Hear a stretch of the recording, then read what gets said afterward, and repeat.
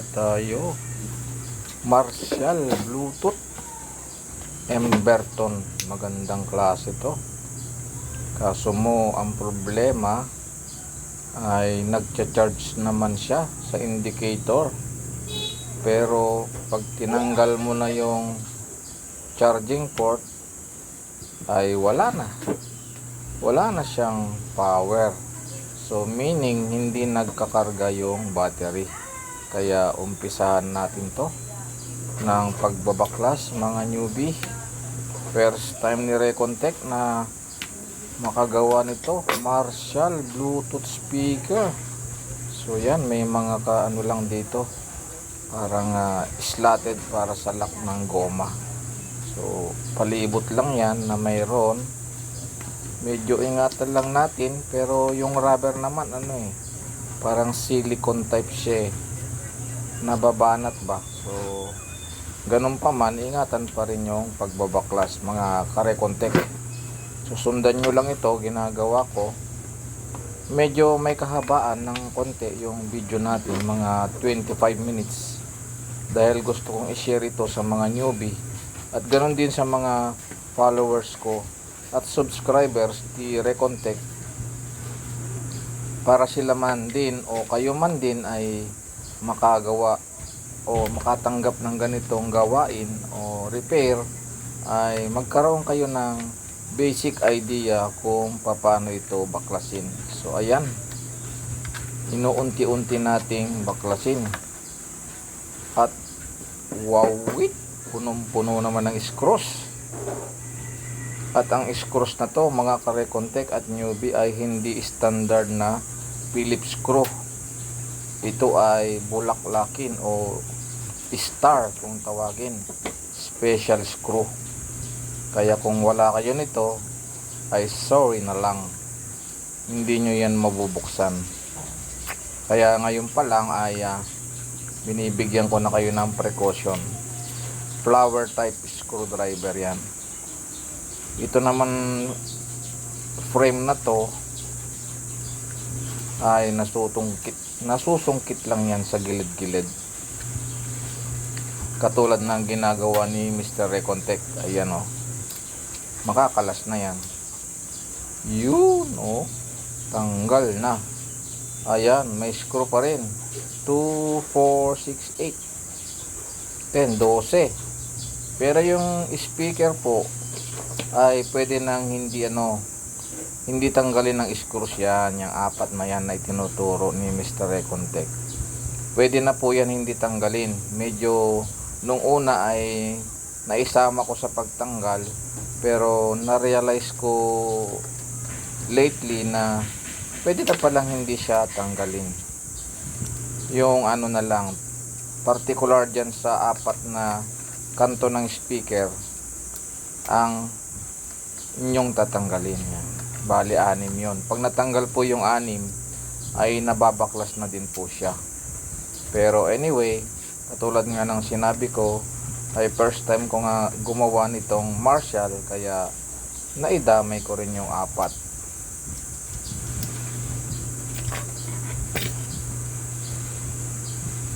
So yan lang yung part na Phillips screwdriver siya, yung 6. The rest puro na po, special screwdriver na siya, yung flower type.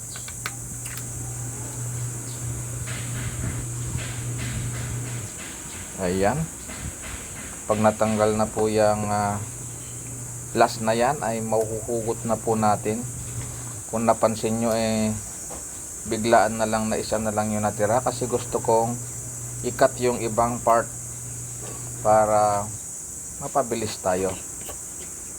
So ayan, tutungkabin lang, kunting ingat. Ayaw niya, diba? Hindi basta sumusunod. Ayan So parang mayroon pa yan. Bigla na lang nalaglag, diba? Kita nyo yan nung natanggal ko. So hindi mo na kailangan sikwatin dyan. Yan, tinuturo ko. Wag daw, sabi ni Mr. Recontech, wag daw basta tutungkabin doon. Ayan, no? Tanggal na. Tapos meron yan connector ng speaker. Ayan, maliit. So hindi kayo malilito kung paano kayo magbalik. Yung isa ay maliit at yung isang connector ay malapad. So walang pagkakamali. Mayroon po yan Pukayoke na tinatawag. Na-apply na nila dito yung Pukayoke.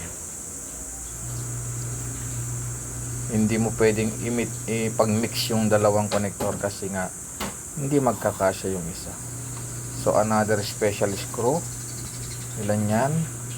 6. Malamang meron din dyan screw na nakatago. Kailangan natin makita. Ingat pa rin sa pagbabaklas. Ayun, matatanggal na. Maganda yung pagka-assemble ng Marshall Bluetooth speaker na to. Hindi siya mahirap baklasin o i-maintenance. So uulitin ko, ang issue nito, nagcha-charge siya sa indicator lang. Pero pag tinanggal mo na yung charging power ay wala din karga yung battery. So nag-judge ako na battery yung ating kailangan palitan. So ito na yung speaker na malaki. Yan. Para mailabas natin yung buong circuit board. So ito na. I-cut na muna natin dito. So ayan, sa pagpapatuloy, ang pag-angat ng circuit board na to ay ingat lang dahil meron po yan connector o connection dito sa ibabaw. May pin connector yon pag inangat mo, kaya dahan-dahan lang pag-angat. Meron yan pinagdugtungan mga ka-Recon-Tech at newbie. Kahit hindi mo na tanggalin yung mga screws na yan, pwede din naman. Pero dahil hindi ko pa na-discover agad ay tinanggal ko din. Pero lately malalaman natin na kahit hindi natanggalin itong part na to ay matatanggalan natin yung power board circuit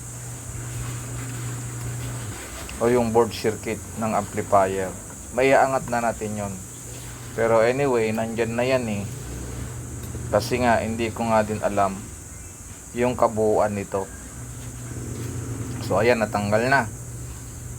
So iangat natin yung board na yan dahan-dahan. Matatanggal po yung connector niyan nasa ilalim bandang kaliwa ko. Actually bandang kaliwa ko. Sinisikwat-sikwat ko pa, pero hindi ganyan yung tamang pagtanggal diyan. Never nyo na pong gagawin na sikwatin diyan kasi may pinagdugtungan na pataas ang tanggal. Ito yung proper, itaas dito sa ibabaw. Ito yung proper. Maya maipaturo ko sa inyo. Yun may connector na kulay itim. Yun. May mga pin doon. So hindi pwedeng pag ganun ang tanggal. Yan, pag ganyan hindi pwede. Kailangan angat talaga, pataas. Pataas talaga. Yun pin. May mga pin na nakatayo. Mga 12, 20 yata yun. So wag mong gaganunin yan, wag mong babaklasin, never. Sabi ni Mr. Recon-Tech, wag. Ang proper ay dito sa ibabaw, pataas. Yan, pataas daw. Yun. Okay, mga newbie at mga nanonood ko ngayon, okay ba yung pagkakaturo ko? Never nyo daw babaklasin ng pagganon. Pataas yung proper. So ito na, nag-reveal na po yung battery. So ito yung battery connector. Tanggalin natin kasi magpapalit tayo ng battery. Yun yung goal natin kasi nga hindi ko makarga. Nag-charge na ako ng 1 hour, then tinanggal ko yung charging power, ay wala rin laman yung battery, kaya nagdudo ako na may problema yung ating battery. So skip na tayo, punta na tayo sa battery portion. So ito na, nabunot na natin yung battery. Meron lang dyan dalawang clip o push lock lang yan. Pinupush mo lang pabuka para matanggal dun sa kanyang pagkakalak. Ma-open mo na yung battery mga newbie. Wait nyo lang. At ating gagawin yung sinasabi ko. Ayun no, nag-open na siya, diba? Yun, nag-reveal na yung battery. Okay. So, ang gagawin natin ay mag-o-order tayo ng battery online. Yan naman ay dalawang 18650 na battery. Pinag-series lang po yan. Kaya ang gagawin natin ay o-order tayo online. Dahil isang pack na ganito ay nasa 500 pesos. So, nag-suggest ako dun sa aking customer na mag-assemble na lang ako. Ito na. Itinry kong i-charge, diba? Yan. 25 to 30 minutes na ako nagcha-charge sa part na yan. And then, try kong tatanggalin kung mayroon ng laman. Nagcha-charge naman, diba, mga newbie? Kaya akala mo okay yung battery niya dahil nagcha-charge. Pero once na tinanggal mo na yan, power charge natin ay wala din palang laman.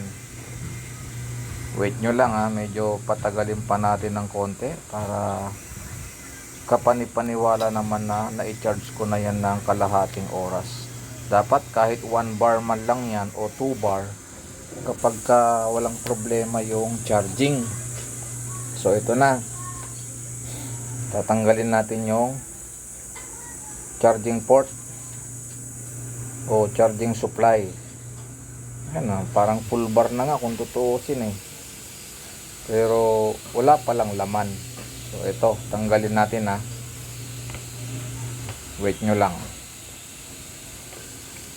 para mapatunayan natin na may issue yung battery. Ito, tanggalin na natin. Yun, tanggal. Wala din. Dedo din. Wala. Samantalang kanina, power on natin 3 to 5 seconds, wala pa rin, di ba? Second attempt, 3 to 5 seconds power on, bitaw, wala pa din, di ba? Walay-walay, sabi ni Mr. Context. So ayan yung naging problema natin din. So ito na, ang ginawa natin dun sa original na battery na ayaw naman kumarga ay tinanggal natin yung charging board. Meron po yung charging board Wait nyo lang at ating tatastasin yung pinaka cover na nagpapatunay na ito yung original na battery. Ayan. At yung binili ko, kung napapansin nyo, yung nandun kulay blue malapit sa lampshade. At itong hawak-hawak ko ngayon ay ito yung original niyang battery. Ayan. So ang positioning lang nito ay naka-series, mga newbie. Mga viewers ko, naka-series lang po yung kanyang battery. So tatanggalin natin yung pagkakahinang at ililipat natin doon sa kulay blue na binili ko online. Itong wire naman na to ay mula dun sa ibabaw hanggang sa pinakababa naman. So ito yung positive, ito yung negative. Ayan positive, negative. Tapos yung kabila naman na battery ay negative naman yung nasa baba. Yan, negative yan. Tapos yung sa taas niya ay positive. Yan, kaya ang sabi ko nga sa inyo ay naka-series yung kanyang battery. Okay? Maliwanag sa inyo? Hindi kayo nalilito? Ayan, ganyan ang pagbubuo. Tapos ililipat natin tong charging board na to doon sa aking binili na bago. Okay? Ililipat na natin. Again, ito na. At aking pinagsama na yung dalawang bagong battery base sa ating itinuro na positioning. Series lang po ito. Ang positive at saka negative ay pagdudugtungin natin sa ilalim. Yun yung ating gagawin. Tapos yung mga connection dito sa original na battery ay atin lang pong ililipat kung ano ang pagkakadugtong. Ganun lang po natin gagawin mga newbie at mga viewers ko. So ayan, natanggal ko na yung circuit board. Akin nang ililipat dito sa binili natin na bago na kulay blue, at yung nasa kanan ko ay kulay yellow green. Yun yung original nya na ayaw naman mag-charge. So ililipat natin dito sa bago. May nagmamasdan ko lang yung position ng dalawang battery para hindi tayo malito at magkamali. Series lang po ang kanting gagawin dito. Series. Yan, ganyan siya nakapatong. At ganon din natin ilalagay dito sa kulay blue mga newbie. Okay. Installation begin.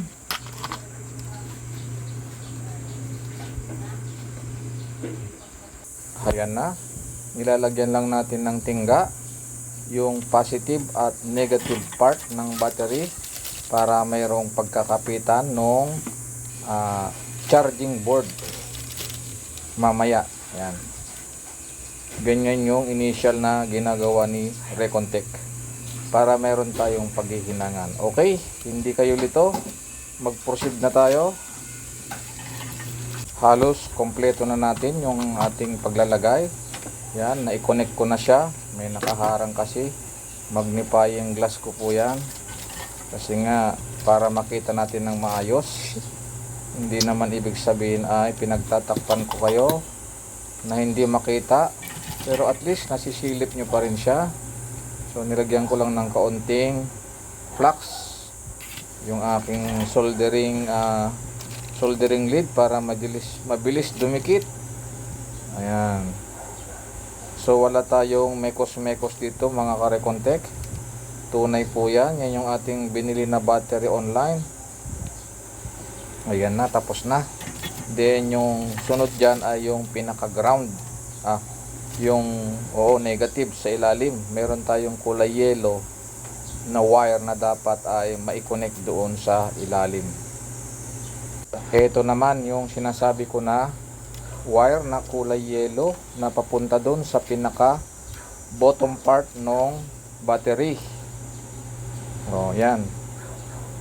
Itatago lang natin para hindi maging hassle pag in-install natin yung bagong battery. So ilalagay lang dyan, then ihihinang naman dyan sa pinaka bottom part ng battery. Kung ang top portion ng battery ay doon nakakabit yung charging board, tapos yung yellow na wire ay pinaka negative nya, yan dadalhin naman natin dito sa baba.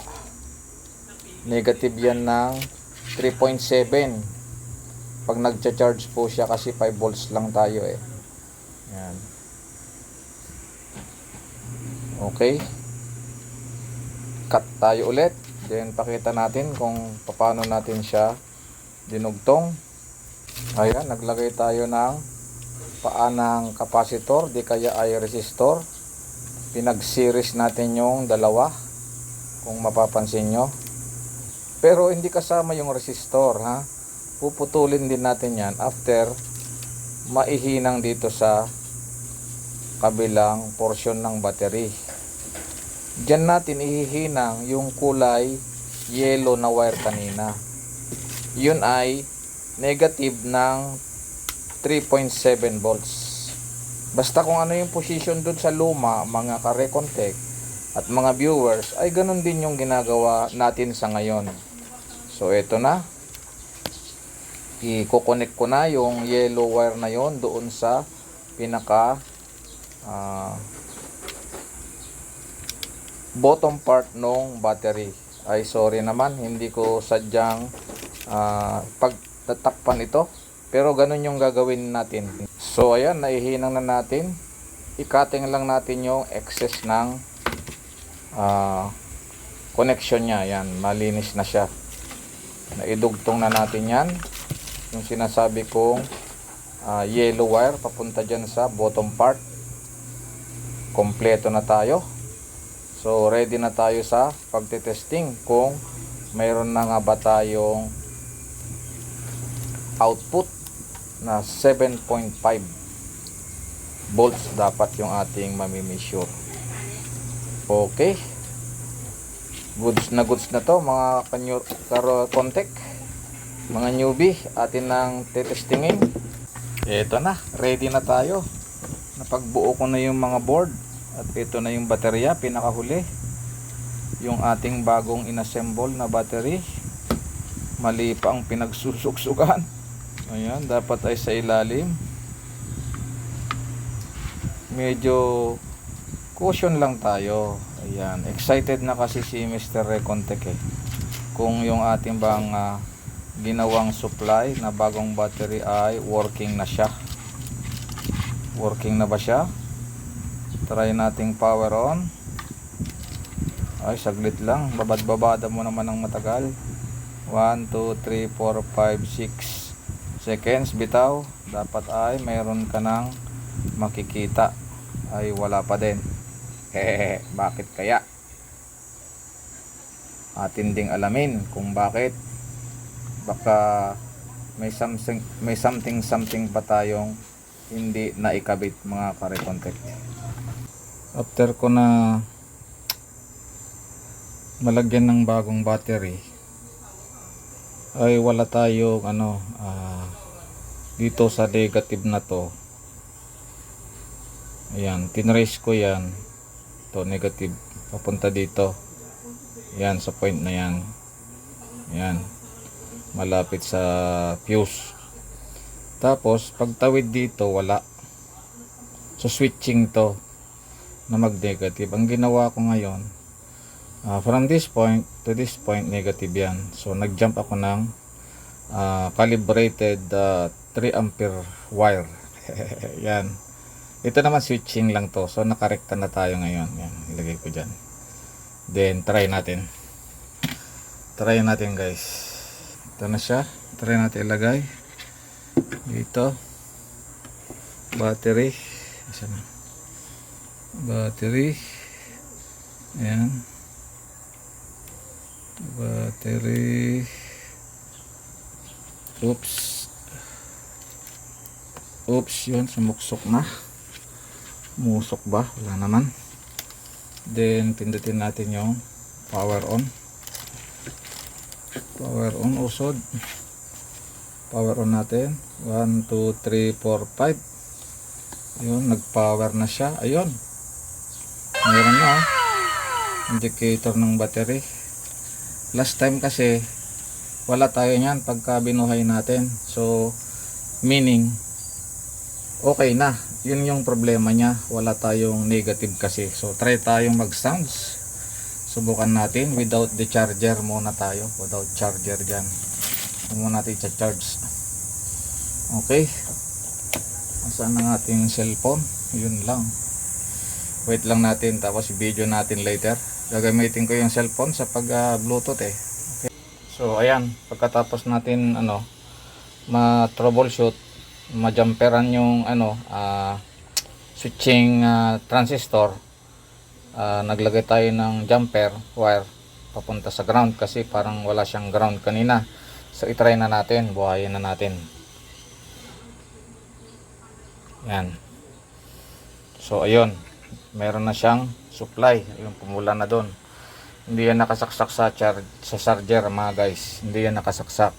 So ito yung problema dati. Wala siyang ganyan. Pag hinugot mo ng USB o charger, wala na agad supply. So ibig sabihin may problema yung baterya. Ngayon nagpalit na tayo ng baterya. Ayan, mayroon na siyang kasalukuyan na karga ngayon. Kasi bago yung battery na binili natin. Ito yon. Ngayon try natin mag play ng song. Yan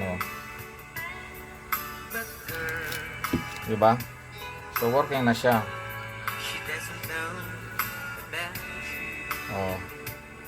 Maiksi lang dahil baka mano tayo ma-copyright tayo mga guys. So bubuuin ko na lang.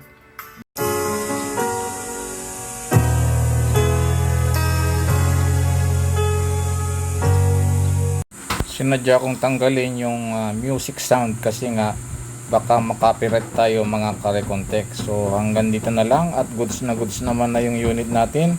Kung meron kayong natutunan sa repair na ito, huwag niyong makalimutan mag-subscribe sa Recontech channel. God bless everyone. Bye bye.